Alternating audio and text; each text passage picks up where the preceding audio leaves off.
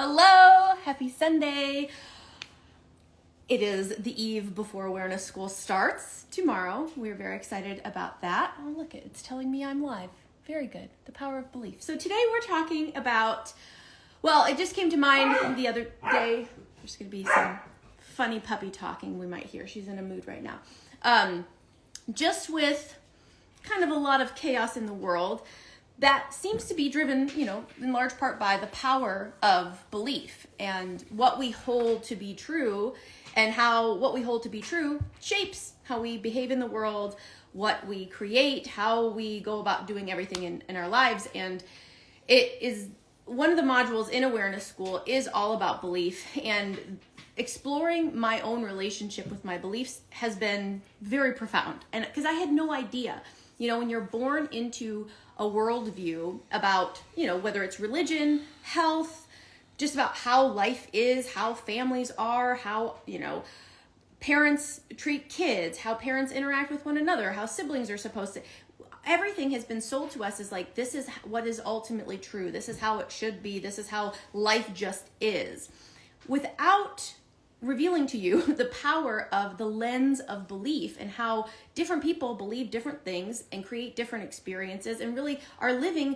different lives as a result of that. And I had no idea. I never even thought to question that for the most of my life, that how I was believing and what I was believing was on some part like a choice of mine. I was choosing to believe these authorities. I was choosing to believe these people who taught me these certain things.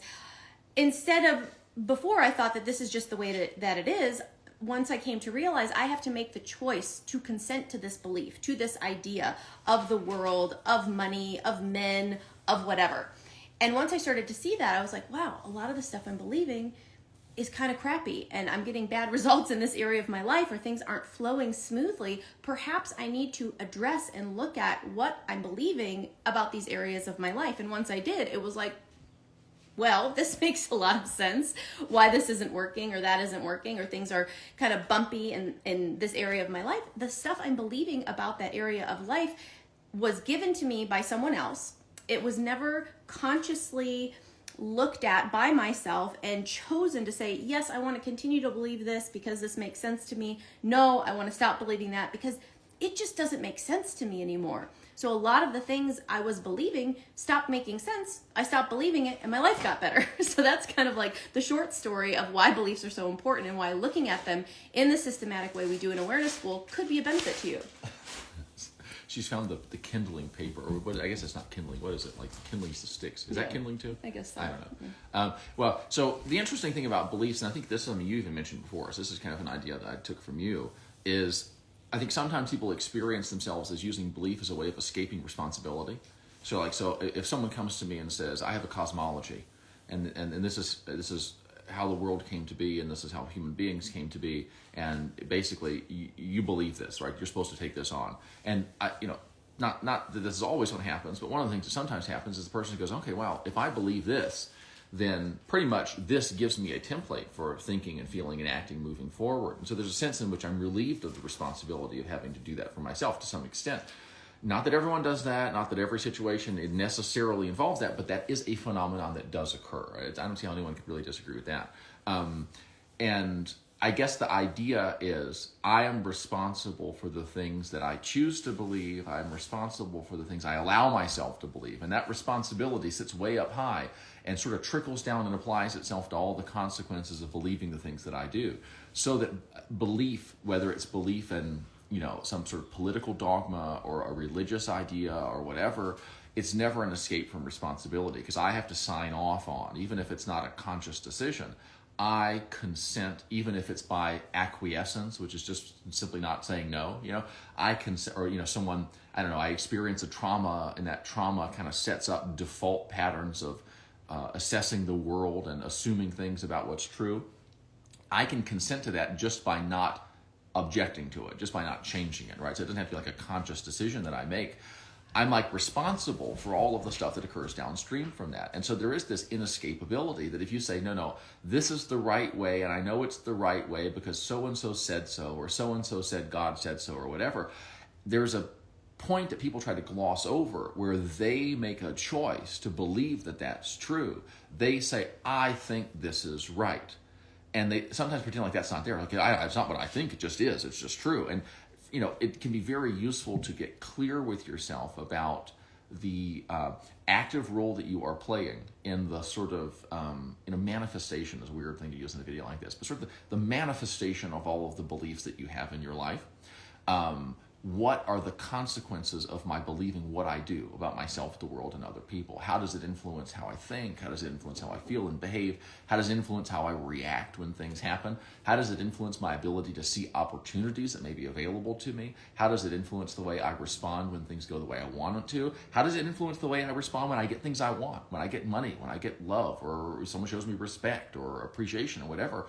Some people have reactions to getting what they want that are not consistent with getting what they want. Some people get it really uncomfortable when they get what they want. A lot of the times that's because getting what they want isn't really necessarily consistent with their beliefs, or getting that specific thing that they wanted is in some way inconsistent with some belief that they have. And so one of the things I like about the work that we do is it's not like you believe the wrong things. We're going to show you how to believe the right things, because you're kind of limited if that's what you're doing. Because there's probably certain things that you believe that you don't want to stop, and there's probably certain things that we believe that you wouldn't be interested in taking on. And so, there's really nothing to do, right?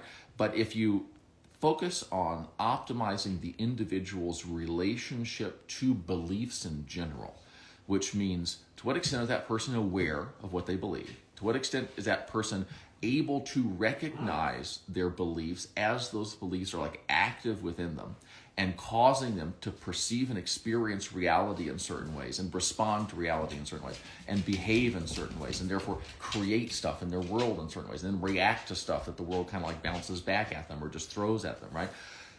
That's optimizing your relationship to your beliefs. You can see more of what's going on. Now, you could believe literally the exact opposite of what we believe about virtually every area of life that's important to you, and still benefit a lot from optimizing your relationship to beliefs in general, like developing your ability to see.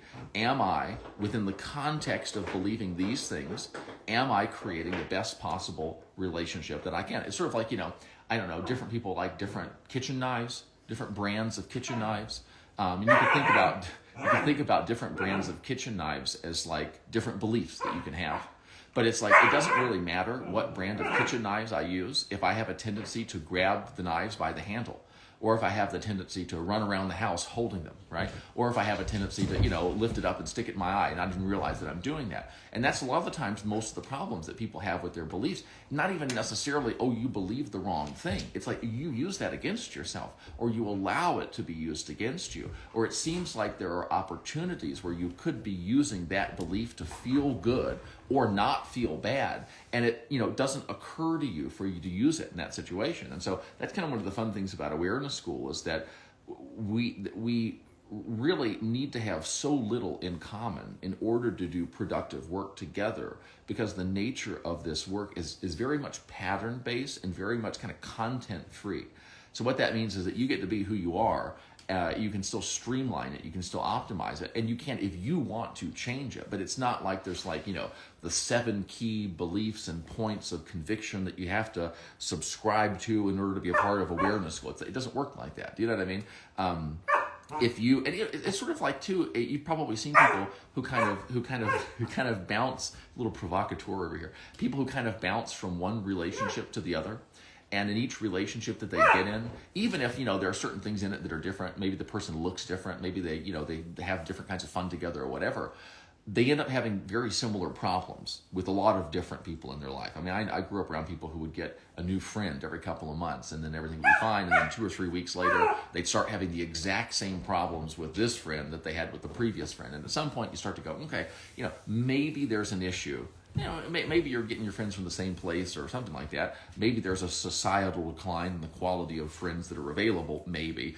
But maybe there's something about the way I'm relating to these people, or there's something about my patterned behaviors in relationships that reliably create results that I don't want over time. Now, if that's true, it's going to be useful for me to figure out what those things are, so that I can stop creating things that I don't want. And it's kind of similar with beliefs. And you've probably seen this. A lot of people, maybe they grew up in a very religious household, and then when they get out of it, they decide they've had enough of that, and they become they aggressively abandon their religious convictions, right? And for a while, it's euphoric and it's free and it's wonderful and it's great. And they say, oh my God, that was my problem. Now I'm free from that. Life is perfect. Oh my God, religion is so awful. I really love Richard Dawkins and the God delusion, and everything's great as long as you don't believe in God.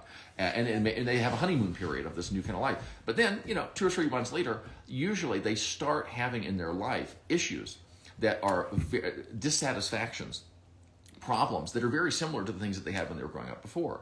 And it's because they didn't just absorb the content of the beliefs with which they were raised. Very often they also absorb pattern level relationship to the things that they believe that affect them in ways that are less apparent, less visible, maybe more drawn out over time. Nobody really writes a book about this stuff for the most part. And so if you can figure out, okay, if I've shifted from believing this to believing that, it's astrology, astrology's dumb, it's psychology, it's therapy, it's personal growth, it's self-help, and then like the same stuff kind of keeps happening. At some point, we got to go to a different level. It's like if I'm looking for you in a skyscraper and I've like searched the floor number 2, floor number 2 is the belief floor, and I've gone from here, I've gone to there, I can't find you anywhere, and you're not there. At some point, I have to go up a level. And I'm going to go up now away from what it is I'm believing. I'm going to go up to how do I believe whatever it is that I believe? How do I go about believing it? Think of a belief as a tool. How do I use it? Because it can be very distracting. Fork, knife, spoon, drill, saw, jigsaw, hammer, club. There's all these different tools. Which one is appropriate? Well, it kind of depends on what you want to do. But there are certain things that you don't want to do with almost any tool. You don't want to smack yourself in the head with really any tool, right? You don't want to poke yourself in the eye with any tool. You don't want to grab it by the business end. You want to grab it by the handle. Those are pattern level, behavioral, relationship-based tendencies that are either helping you or hurting you. And so in the course, and one of the things that we do sort of in awareness school is instead of trying to change your beliefs, just let your beliefs lie. Let them be what they are and do everything you can to optimize your relationship to those beliefs as they currently exist. If you believe things that don't serve you, listen, let it be. Because if you ever try to uproot those things, if you ever notice sometimes they just double down and dig in harder and you end up believing it even more, just let the belief exist, but introduce awareness to the fact that you believe it and see if you can be specifically aware of the act of believing as that act is occurring. Your friend cancels on you. And instead of just processing that and saying, well, I've got a free afternoon, your mind creates this like emotional reaction to it that goes, maybe she doesn't like me anymore. Oh my God, she's probably distancing from me. She's going to ghost me just like that last person did. Then you start feeling depressed. That would be watching the belief in action, right? Because it's not just your friend canceling. Your friend canceling on you activate something inside, a story, and you paint a picture or you tell yourself something unpleasant, and then you respond to that and you get this emotional ball rolling. And so what we're doing is not, believing that everyone loves you and that, people just, we're not doing that. We're just watching what we're doing with whatever it is that we currently believe. That's recalibrating that relationship. And that's a very powerful thing to do. And again, you don't have to believe anything and you don't have to not believe anything in order to do that. It's just kind of like beliefs best practices that apply equally to pretty much anything in the world that you could possibly believe. So that, whatever it is that you believe, wouldn't it be nice if you could have as much fun and experience as much peace and be as positively productive as you possibly can be within the constraints imposed upon you by the beliefs to which you are committed? Wouldn't that be not? Wouldn't it be a shame if you left something on the table? If your religious beliefs or your spiritual convictions or your, civic concerns or whatever is really important to you, that whatever that stuff is, allegiance to that stuff affords you a certain laterality, a certain amount of movement, right? A certain amount of choice, a certain amount of option available to you. And wouldn't it be a shame if you weren't exercising those things in a way that allowed you to have as much fun and as little stress and as many good feelings as you possibly could? To me, I'm just going to figure out, okay, what are the rules? What do I have to do? Okay, so I don't have to do anything other than that, and I'm allowed to do everything other than this. Okay, I'll accept those limitations. Now let me have as much fun and get as much done as I possibly can, doing as much as I want to do. And that's really kind of the attitude that we bring to this work, so that your relationship to belief becomes one of resourceful opportunism, so that you're constantly conspiring to say, okay, if this is what I'm dealing with, if this is what I'm committed to, if this is what's important to me, great. I'm going to honor that. I'm going to respect that. I'm going to act upon that. And I'm going to see if maybe there's not a little bit of fun I can have, a little bit of enjoyment I can have. There may be a couple bad feelings I could cut out that are unnecessary to this process.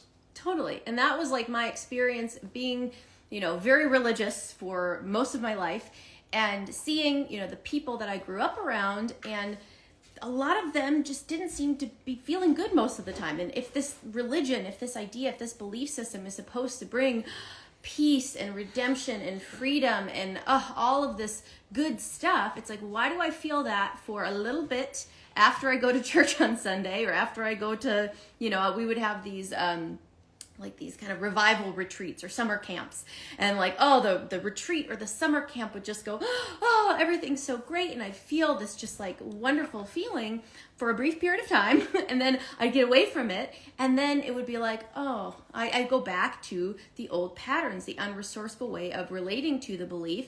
And I found that even though I had this belief system that was supposed to bring me this great joy and peace, I felt bad most of the time. I felt anxious. I felt guilty. I created this kind of inner hell for myself because I wasn't doing enough, or I was doing it wrong. And there was always this kind of internal punishment system. And I thought that that was just a product of being a sinful, bad person, and not doing all of the right things. And I didn't realize I didn't have enough I didn't zoom out enough from the experience to see that how I was relating to the belief and the inner punishment that was kind of like always active was because of how I was believing, because of ideas that I took on, I absorbed without questioning, without asking myself, is this the best way to do it?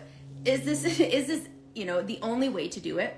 Like you said, are there different ways that I can go about applying this ideology, this belief system to my life in ways that feel better? And that's why, years ago, like there was a lady Steve was working with, and, she was really worried that, working with him would kind of jeopardize or undermine her belief system in some way. And that was just like, no, I can't have that. But where would she get that idea? But the thing is when you realize you don't have to change like your fundamental core beliefs about God or religion or whatever, it's just, how about we just look at, are you believing it in the most optimal way, in the way that gives you the greatest joy and the greatest freedom and the greatest ability to even use those tools? Because, you have to be able to look at the people in your particular religion or belief system and see, are they a walking, talking testament for how good this thing is?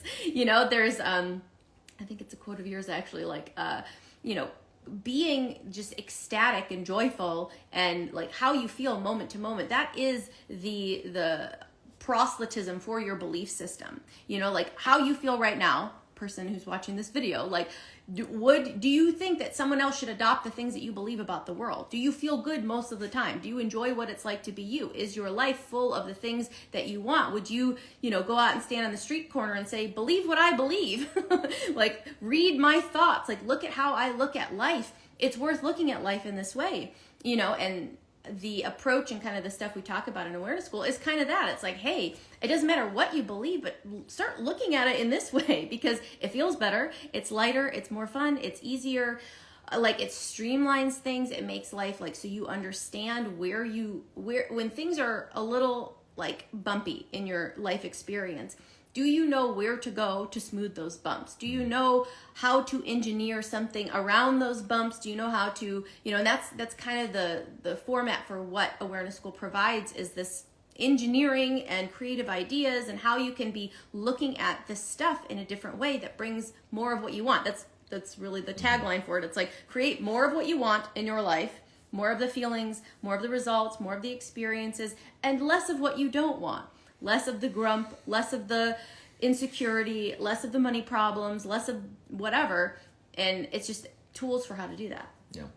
Speaking of like the religious thing, there's a lot of, I'd say most religious stuff seems kind of weird to me personally, most religious belief systems, but I don't have like a hostility towards the existence of them. Like, I don't think that nobody should be involved with those things. And in fact, I'm very open to the possibility that there are people who subscribe to belief systems that I might think are peculiar, right? Who may be enjoying certain aspects of their life more than I do. Like, I definitely, because again, there's a certain joy that arises as a result of the skillful use of the tool, right? And so it is interesting when you're around people, and again, people tend to be kind of suspicious of you, like you're going to try and because if you think about it, most of the people that you interact with, if they believe certain things strongly, one of the kind of chief priorities in their mind is getting you to believe that thing too.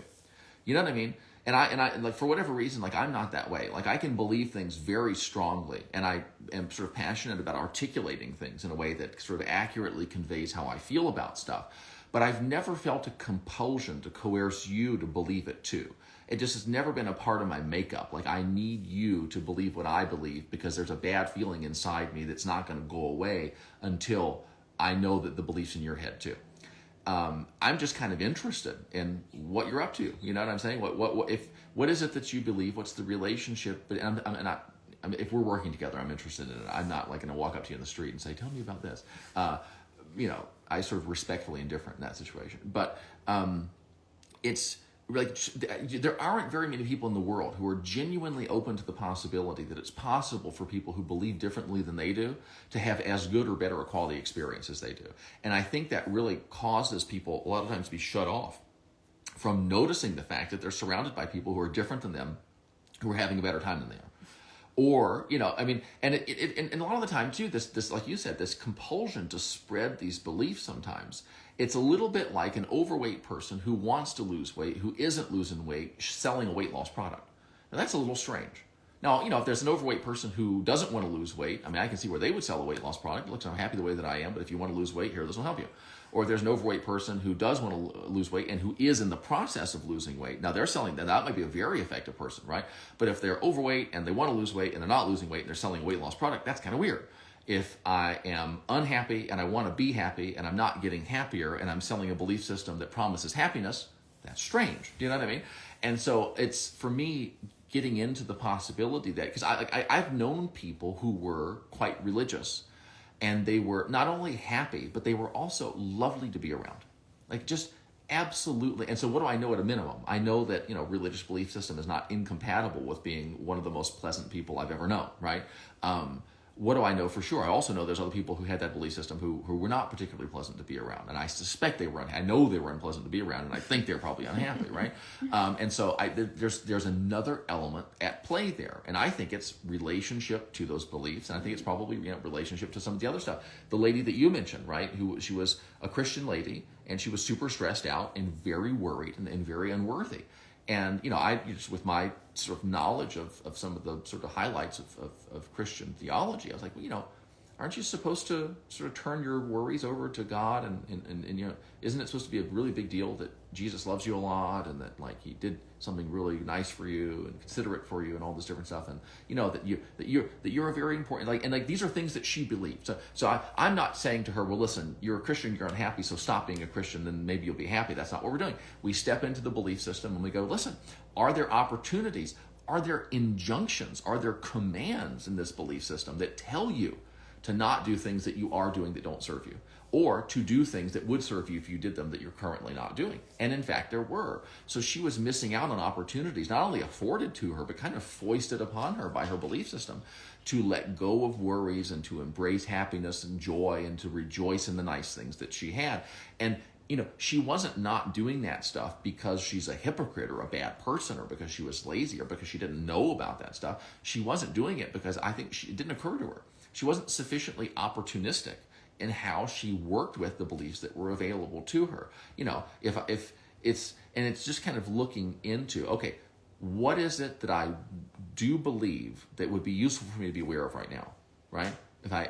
How can I be a more effective believer of this stuff? Is there a way that I could believe this that would result in a net gain for me with no additional, cost to myself or other people? Could I be happier without hurting anyone? Could I be happier without helping anyone less? Could I make money without hurting anybody? Could I make more money without helping anyone less than I currently do? Could I make money and also help other people? Because there's all those kind of weird layered things too, where a lot of times the spiritual beliefs, well, it's not spiritual to make a lot of money. And then there's like weird social beliefs, like it's selfish to maybe want to make more money than you do because there's other people who already don't have as much as you do. And so it's just like, if you're just a person in the world and you go, ping, I'd like to, double my income over the course of the next couple years, or maybe in this year or whatever. And like, you've got a nice idea, but then that idea sets off all these, can't do that, can't do that. It's like when you were a kid and you wanted to go outside and your mother said, it's raining, you can't go out. And you go, okay. And you go, well, maybe I'll go in the living room and play around. Maybe I'll play tag like I would play outside in the living room. And then it's like, you can't do that. You might break something. And it's like, as an adult, if you've got these kind of ambiguously defined beliefs in your head, and then you have a nice idea that goes, wow, that's an attractive person, I'd like to go talk to them. Oh, that's an interesting course, I'd like to take that. Maybe it's this one, right? You say, I have an idea for a business that I'd like to start, or a new way that I could do something. And if every time you have an idea like that, there's all of these beliefs in the back of your mind that go, might be selfish, might be too big for your britches, you might screw up, you might fail. And then what is that? You might screw up, you might fail. So what? That wouldn't mean anything to you if it didn't connect to and activate another belief called failure is bad, failure is dangerous, failure is not okay, you're not allowed to make a mistake, your mother will think you're an idiot, your wife will be disappointed in you, whatever. Everyone will know that you can't do it if you try it and fail. And so really you want to be aware of how all those things are influencing you so that, and you'll have no idea how free you will be. And you'll have no idea how productive you will become as a result of being that free. When you've got the ability to see something that you might want to have, or think of something you might want to do, right? Or notice someone that you might want to talk to, make friends with, ask on a date, whatever, right? You have the ability to notice that stuff without setting off this cascade of bang, bang, bang, you can't do that, and here's why, and you're not good enough for that, and you're not good at talking to people, and you get nervous when you do this, and you start things and you don't finish them. Those are all beliefs that are manifesting right in your mind in that moment. This is, if you want to know what you believe, you can pay attention to, sort of just giving away the course here a little bit, you can pay attention to how do you respond when things go your way? How do you respond when you get what you want? What do you say to yourself when things go well, right? You ever had something goes well for someone and you go, hey, that's fantastic. And they go, yeah, well, but wait for tomorrow, right? And also, what do you say to yourself when things go wrong? Really, if you want to know what your beliefs are, what do you say to yourself when things go wrong? Oh, I knew it. You know what I'm saying? Well, how did you know? Or do you say to yourself things like, well, that's fine, we'll take care of it next time? Now, if it's, well, that's fine, we'll take care of it next time, indicates to me a belief in the fact that it's manageable, you don't have to resist it, you'll figure it out in the long run, you'll end up on top, it's work withable, you can manage it, you can afford to make an error, you can afford to have a setback, so on and so forth. And so it's like, I really feel this like compulsion, and I probably repeat myself as a result of that, so sorry, like to convey to you that it's not our position that we've got a lot of really good beliefs that you need so that you can go out there and be a decent person. Like, that's not what this is. It's most people are not optimally oriented with regard to, most people aren't sufficiently in control of their beliefs. And most people have not insisted upon and persevered and established a resourceful relationship to their beliefs that will allow them to maximize their ability to feel good, have fun, and create what they want in their life, right? And this process is about sort of like showing you some big picture tips and principles, and then helping you kind of like translate that into actual changes in your head with the stuff that you're dealing with. Sort of like a suit off the rack that tailored to your psychological body, so it fits you just right. You know what I mean? So it feels good, it looks good, it's not too big, it's not too small, so that you are able to respond as resourcefully to the stuff that happens in life as you are innately capable of responding to those things when you aren't inhibited by a whole bunch of clutter that doesn't serve you. So that's really what this is about.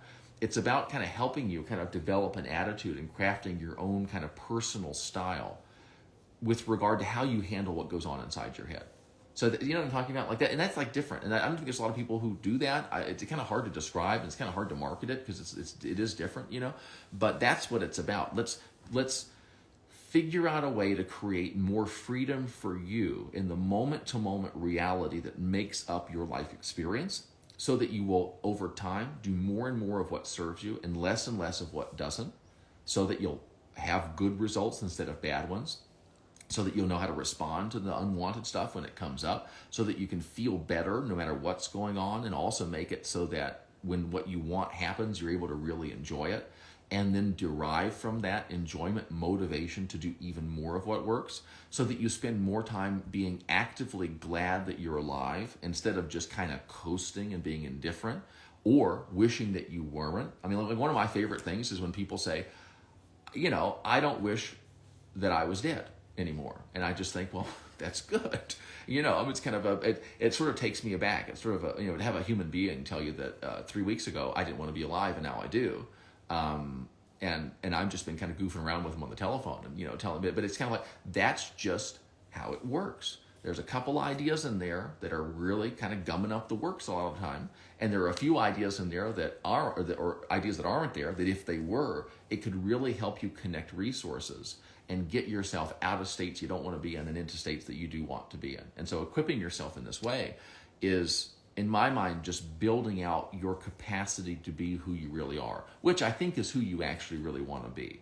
It's, who you don't want to be is who you aren't. And that's typically what gets in the way of becoming who you do want to be, which is who you are. And getting clear on your beliefs and your relationship to them has a lot to do with taking that little trite expression that I just said and turning it into what the reality of your experience is. Yeah. Recently someone asked me, oh, do I need to do this and this and this in order to heal, or do I just need to do this? And it's like, that's another place where beliefs are very powerful, because ultimately you are deciding what works for you and what doesn't, based on unconscious beliefs you have about how much suffering you need to go through before you are worthy of healing or of getting rid of this problem. You're the one deciding what program, what teacher, what's going to work for you.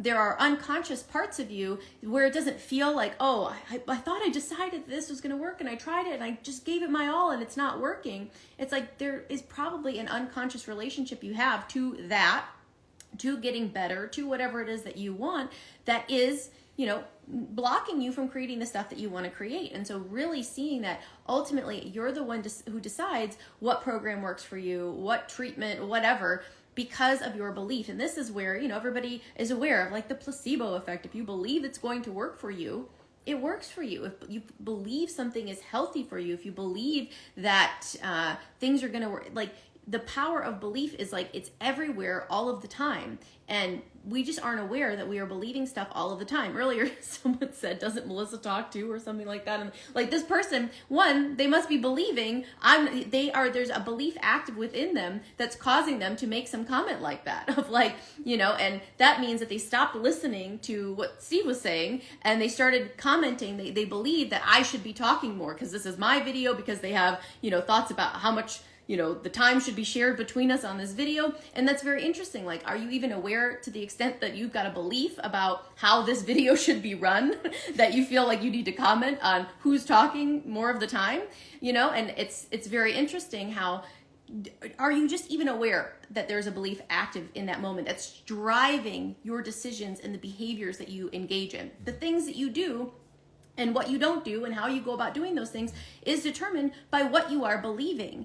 And to get curious, why did I make that comment? At what point did I stop listening to what the guy in the video was saying and start wondering, why isn't the girl talking more? Like, that's just an interesting thing. And that's kind of part of this, is to lightheartedly start to observe the behaviors you engage in, the results you get from those behaviors, and what it's leading to in your life. Is this like just a little microcosm of seeing that kind of comment? What does that tell me about belief systems that you might have that may not be serving you in your life experience? It's like real-time stuff like that I find very interesting about how, beliefs and what you are thinking about everything in life is pervading how everything is happening for you. Yeah, set the timer here so I don't go too long.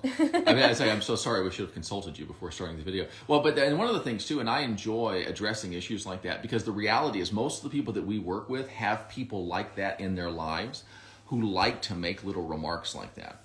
And so that's something that people deal with. And depending on what your beliefs are, a little comment like that can make you not make another video. It can make you afraid to speak to people. It can make you self-conscious and worried, am I doing something wrong? Or maybe if I don't do something wrong, somebody will say something that will, it's kind of like, what you want to do is build a belief that allows you to explain people's tendency to make remarks like that in a way that doesn't interfere with your ability to feel motivated to do things that will allow you to create what you want in your life. You can build beliefs that will make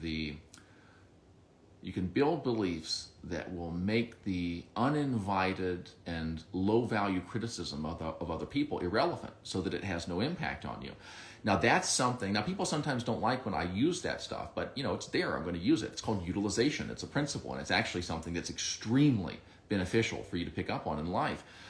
the people that we work with deal with things like that. Like, that's the kind of stuff they deal with. It's what is my mother going to think? What is my sister going to think? What are they going to think if I've been teaching it this way? I've been teaching this kind of principle, and now I'm thinking of switching over to this. How am I going to handle that segue? What will people in the comment section think?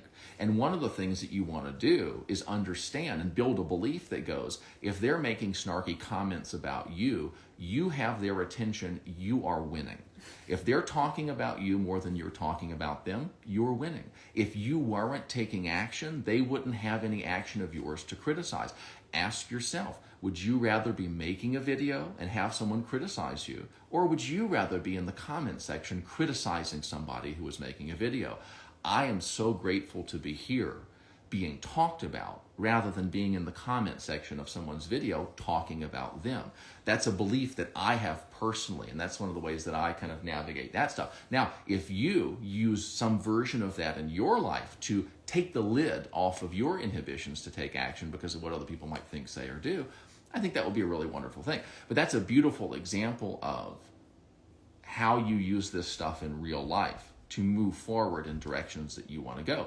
You know, beliefs, in my mind, beliefs are less about, and I think people, and I think you alluded to this at some point, I don't know exactly what you said, but people get frustrated sometimes with statements like beliefs create reality, because they go, well, I'm going to believe that it's going to rain in 5 minutes and it's not raining. They get frustrated. And I get it, but at the same time, there is truth to the statement that beliefs create reality. And here's kind of how I think about it. My beliefs are, the purpose of them is to increase my ability to respond to reality as it is. And it's through those responses to reality as it is that my beliefs create my reality. So I don't force reality to be other than it is at a given moment in time via my beliefs, but I use beliefs as kind of like a tool or a technology or a sort of almost like a psychological system to evoke from myself responses that are optimally resourceful. So I get upset when somebody says X. Well, getting upset doesn't necessarily serve me. Maybe it causes me to do things that aren't productive, keeps me from doing things that would be productive if I did them. Okay, fine. I need to build a belief or a set of beliefs or a string of beliefs or a series of beliefs that will allow me to respond differently to somebody saying X. Why? Because I'm supposed to? No, because it's possible for me and it might serve me to do things in a different way. So that's it. You figure out the outcome that you want. You figure out what you think the path might be, what behaviors will be involved. Then you figure out what beliefs would be required to get you to behave in a way that would create that. Then you think about the various unwanted things or obstacles or setbacks or scary stuff that might come up as you make your way to where you want to go. And you go, okay, when that stuff comes up, how do I want to respond to it? Well, I want to not be intimidated. I don't want to be embarrassed. I don't want to be ashamed. I don't want to feel like that criticism or that statement or setback means I should have never started. I definitely don't want it to mean that I should stop, right? Okay, so build sets of beliefs that will allow you to perceive and experience and respond to those things that sometimes come up in a way that will allow you to get to where you want to go. And you construct it, you try it out, and sometimes you're not that great at it in the beginning, but after a while you really master it. And after a while it becomes the software through which you create your actual experience of those events. And one glorious day you discover, oh my God, I used to be so terrified of this happening, and now it just means nothing to me. Oh my God, I used to get so upset when these things would happen, and now it really doesn't bother me at all. And the nice thing is, and I found this, when I used to be really terrified of something happening and now I'm not afraid of it anymore, it's not just the absence of fear, right?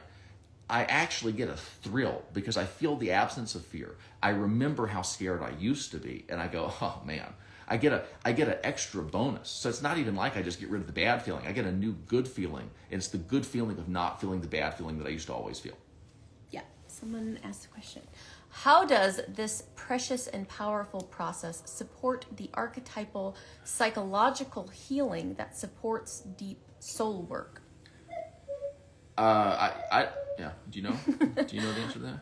I don't know. What would you say to that? I don't know, but I bet you it does. That would be my response. I'm not opposed to kind of like Jungian type stuff. I don't spend a lot of time on it. My thing is I want to get better at what empirically can I, with sufficient awareness, verify is going on right now in my mind, in my experience, in my behavior, in my outside world. and what can I do that might get me kind of tipping in the right direction. I try to stay out of when the conceptualization and the archaeology gets too thick. My opinion is we're engaging in a different activity than what we're talking about doing here. Doesn't mean it's a bad activity. Doesn't mean it's not a valuable activity. Doesn't mean it's not even possibly even an essential activity. There are some processes of improvement and unfoldment and spiritual discovery that, in my opinion, you can best achieve indirectly and accidentally. So one of the things, some of the most profound spiritual experiences I've ever had in my life was when I stepped away from spiritualism and I started vacuuming the carpet. And I started focusing on creating real tangible results that I wanted to create in my life. And I focused on having a good time while I did it. And the thing is, all of these things come up to get in your way when you try to do productive, good things that feel good to have done and have fun. Watch it. You want to talk about battling demons? Go out there and try to create the life you want and feel worthy of it when you get it and enjoy it and have fun and deal with and watch the stuff that comes up inside and outside. People criticize you. People find fault with you. You help people and never take a dime from them, and they accuse you of only being in it for the money. And I think, geez, I must be really incompetent if I'm only in it for the money, because I've helped you a whole bunch and you haven't given me any, right? So amazing things will happen to invite you to doubt yourself, to worry, to quit, and all this different stuff. That for me is the spiritual process there. And I didn't have to sit down and say, okay, now I'm going to do a spiritual process. Some people are really super into that, and I think it's fine. My personal experience has been, if I focus my mind on creating what I want, and I allow what gets in the way of that to just get in my way, and then I look at it and go, okay, what's the way around this? What's the way over it, under it, through it, right? And a lot of the times it's not an external obstacle. It's an internal resistance. It's a commitment to a pattern of doing something that doesn't work. I don't know how I couldn't proceed down whatever spiritual journey it is I'm supposed to be proceeding down as a result of doing that work. I've seen a lot of people stand really still or kind of get on a sort of spiritual development treadmill because they focus too much, in my opinion, on the content level of spiritual development. I've also seen a lot of people who spend basically zero time whatsoever on spiritual development. And they're some of the most kind of enlightened, peaceful people that I've ever met. And I think it's because they make a lot of progress without thinking about it. They don't have something saying, oh, it's a day to do a run. Oh, I got to do 4 miles today. Oh, I got to keep my miles under 5 minutes and 30 seconds. They put their shoes on or their sandals or no shoes and they just go out and start running. And that's kind of like what this work is. It's we're not going to tell you it's spiritual, but I'll tell you something. When you've spent most of your life focusing your mind on what you don't want and creating bad feelings as a result of that, and then behaving in ways that don't serve you as a result of that, and then generating lackluster results in areas of life that are important to you as a result of that, and then looking at those lackluster results and concluding negative, oppressive, depressing things about yourself because of those lackluster results, and then you stop doing that and you start focusing on what you want and you start feeling better and you start performing more effectively. And that just means doing things that are consistent with creating what you want to create in your life. And then you create those results, better results than you were before. And then you look at that and you go, oh, okay, right? When you always resist a feeling and then you suffer over it and then you identify with it and then it just consumes your whole reality, and that's the only thing you've ever done since you were probably 4 or 5. And then one day a bad feeling comes up and you look at it and you go, isn't that interesting? And you don't resist it, or you resist it less, or you resist it a lot and then you let it go, and then you feel better and you go, oh, wow, life sucked in the way it always did before, and then I changed something I was doing, and then like magic, life started to feel better, just like that, despite the fact that nothing changed other than I was going like this with the resistance and then I let go. That to me that has to be a step down any relevant spiritual path a person needs to go down. If I need to have an epiphany, if I do that enough times, the epiphany is going to occur. So one of the things that I do is I don't really chase after God, and I don't really chase after insight, and I don't really chase after any of that stuff. I sit down at my workbench and I do the work that's important to me, and I just trust that doing that work will cause me to stumble upon, or cause whatever it is to stumble upon me, things that I need to know about. So that's kind of the approach that we take. And if you spend a lot of time in circles that spend a lot of time talking about a lot of spiritualism, there's a lot of content, there's a lot of words, there were a lot of spiritually content heavy words in that comment that you made. That's not a criticism, it's just kind of an observation. Sometimes it can be very effective to have the contrast of very kind of content-free practical directing of the way the mind operates. So I'm going to sort of I'm just going to let my spirit be and I'm going to work on me. I'm going to, I find my, people have their inner child. Like my inner child really appreciates it when I leave him alone and I stop doing stupid stuff in the moment-to-moment reality of my day. Because when I stop doing that stuff that doesn't work, I start feeling better. When I start feeling better, I loosen up and I lighten up. And when I loosen up and lighten up, little inner child is just sort of like, oh, thank God. Do you know how many parents I work with who are concerned about their children? And I say, Jesus, I wish you'd let that child be. I wish that child's stressed out, because it's healthy to be stressed out because he's living with a nut. You need to relax. You need to unwind. You need to let him be. You need to let you be, right? And so when it comes to inner child stuff, a lot of times it's the same way. Stop trying to reparent your inner. Stop inflicting suffering on yourself. Help yourself feel better. Help yourself loosen up. A lot of mothers are really reluctant to do this. They're so focused on being a better mother and not being what they regard as a bad mother, that they stress themselves out and push themselves so close to their emotional threshold that when their child walks in the room and says, hey, Mom, they go, what? You know what I mean? And it's just something about how they're relating to their desire to be better that causes them to be bad in ways that they never would be if they weren't so negative and down on themselves. That's a relationship thing. See, they have a desire to be a good mother. That's a lovely, wonderful, fabulous, terrific thing. It's a laudable thing, right? But the way they relate to it, right, results in the creation of internal states that generates patterns of behavior that causes them to interact with their outside world in ways that produce feedback that make them feel even worse about the good mother that they're not, which causes them to double down on their strategy for getting better, which causes them to get even more stressed out than they were before, which means that they're even more freaked out when their child spills the milk, so that they explode even more, right? So they're even more, and even if they don't explode, the stress is really palpable. Usually, the thing that's bothering you most is probably the thing that's bothering your partner most, and the thing that's bothering your child the most. And I mean that because if it's really super bothering me a lot, and it's causing me to be stressed and angry and on edge and all this different stuff, you think they don't know that?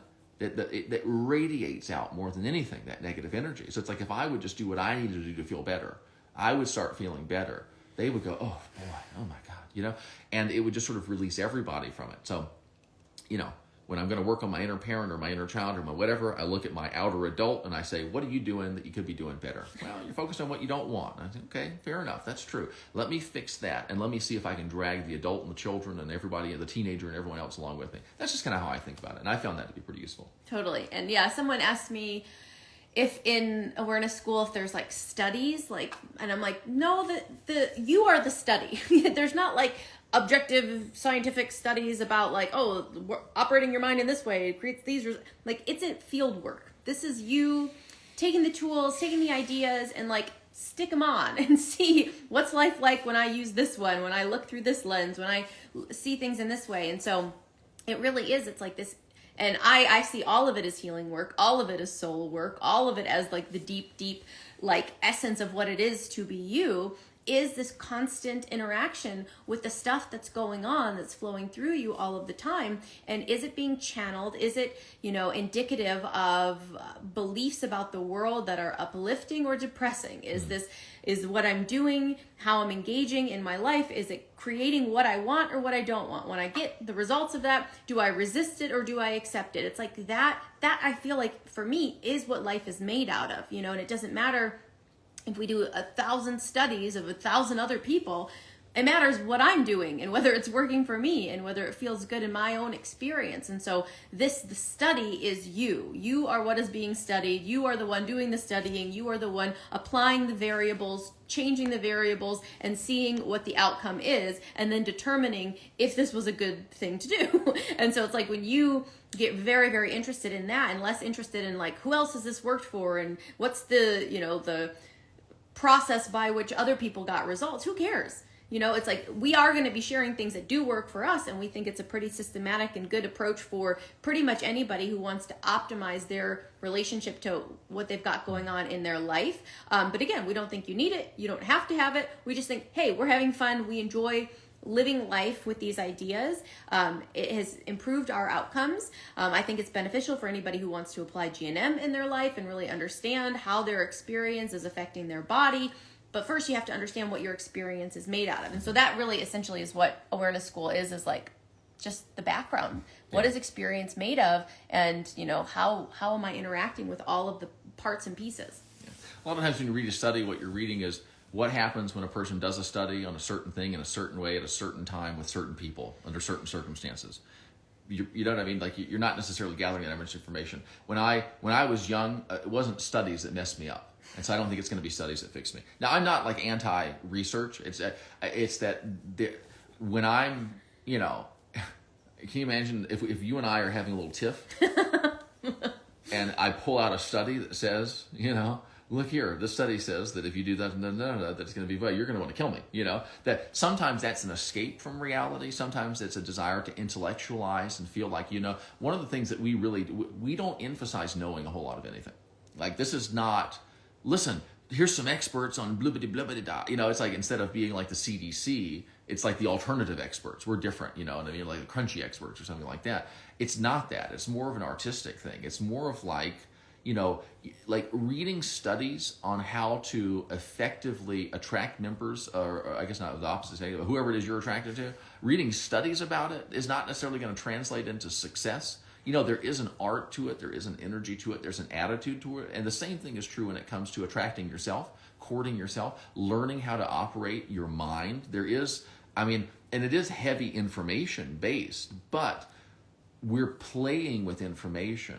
We're performing magic tricks using the mind. That's what's going on. This is not, you know, sacrosanct information handed down from on high. These are cool tricks and little interesting smoke and mirror things you can do with yourself to make everything that you care about better. That's how we use it. That's how we think about it. That's how you got to be, however unhappy you currently are. So if somebody sat you down and said, what's the matter with you? You're never going to amount to anything. Right? They didn't have any scientific evidence to back up that statement. There was never any study done on you or people like you and what you were. And they sat you down and hypnotized you. And that's what we do. Now, it's not like, well, take a deep breath and all this different stuff. It's just, I talk for a really long time, your eyes start to glaze over, and I slip a little good idea in here and there. It's just communication. It's just, instead of trying to make you feel like crap like I do, I'm trying to get you to feel good like I do. That's a lot. I mean, think about like so much of what sort of the bad aspect of parenting is. It's teaching the child to feel bad in exactly the same ways that you were taught to feel bad, right? And, you know, sometimes it's direct and sometimes it's indirect and sometimes it's, you know, on purpose and sometimes it's inadvertent and sometimes it's dramatic and sometimes it's subtle. But at the end of the day, you're coaching the child to feel the same kind of bad feelings that you do when you're at your worst. And a lot of what this work consists of is talking yourself into a better state of mind. And a big part of it for me is I don't know anything. And as a result of that, I am totally unburdened by a whole bunch of crap that would otherwise load me down. I want to travel light. I want to do things that work. I don't want to accumulate credentials. I don't want to accumulate, you know, here's all these papers that show how great all this stuff is.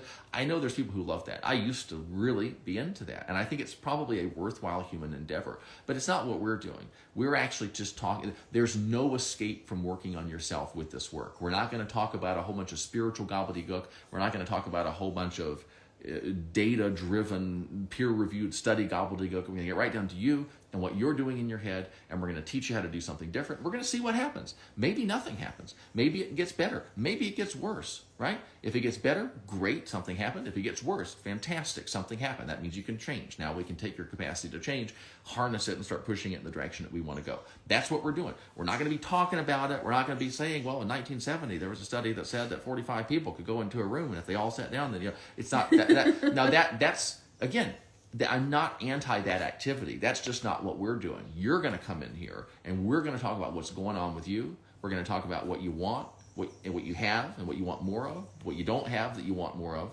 what you do have and that you don't want, what you want to get rid of.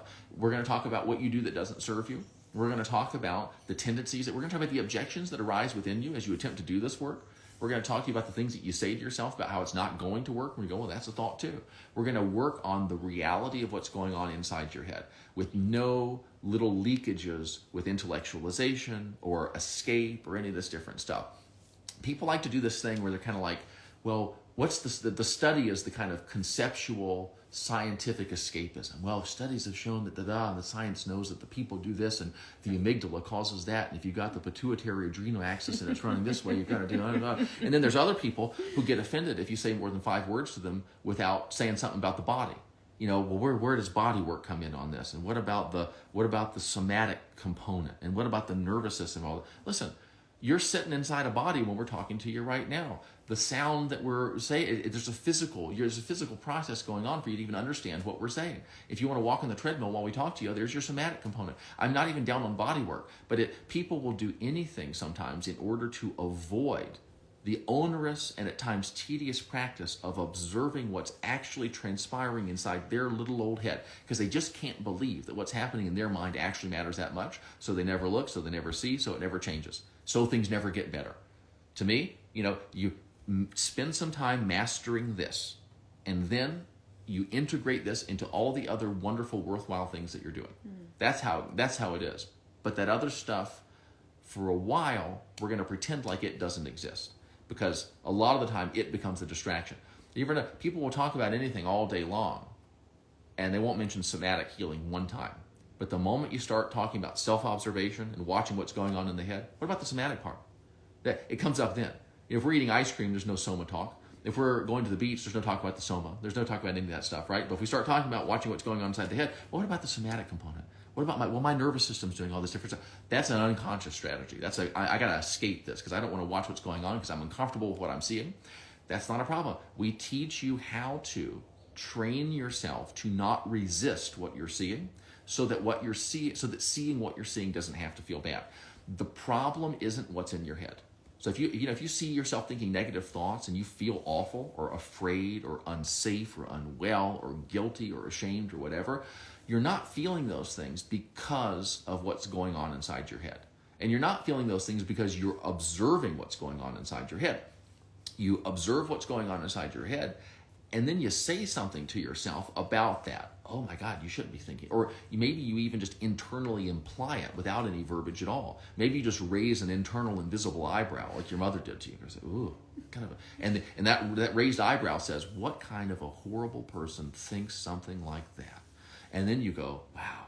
And then you start doing something called emotional resistance. And that emotional resistance feels really bad. And then you go, oh my God, that work was dangerous because when I watched inside, I got really stressed and had a panic attack. And it's like, well, you started emotionally resisting what you were seeing. And if you could learn how to not react that way, you could watch without suffering. And if you can watch without suffering, you'll watch a lot. And if you watch a lot, you'll see a lot of things that are interesting. You'll come to understand yourself in new ways. And you'll get so that you're incapable of doing things that don't serve you. Like you won't be able to do things that don't serve you without seeing the fact that you're doing things that don't serve you. And you won't be able to do things that don't serve you while you're seeing the fact that that's what it is that you're actually doing. Yeah. So good. Well, I'm very excited for Awareness School to start tomorrow night. It's great to get to know everybody who joins the class and hear what is it you want to work on. And that's kind of how it goes. As we sit here on the couch and you guys come into the class, you go through the 10 modules of Awareness School week by week, and then we talk about it. We talk about fun ideas of how to unravel and chill out and have more fun and be more playful with your stuff. So if you want to join us, sign up today so that you can be in the class with us tomorrow night. And that's that. Have a great rest of your... I would just say that, if we're turning it off, you get a lot of one-on-one attention. We have never had anyone express dissatisfaction with the amount of one-on-one attention that they get. So this is a really nice opportunity to get.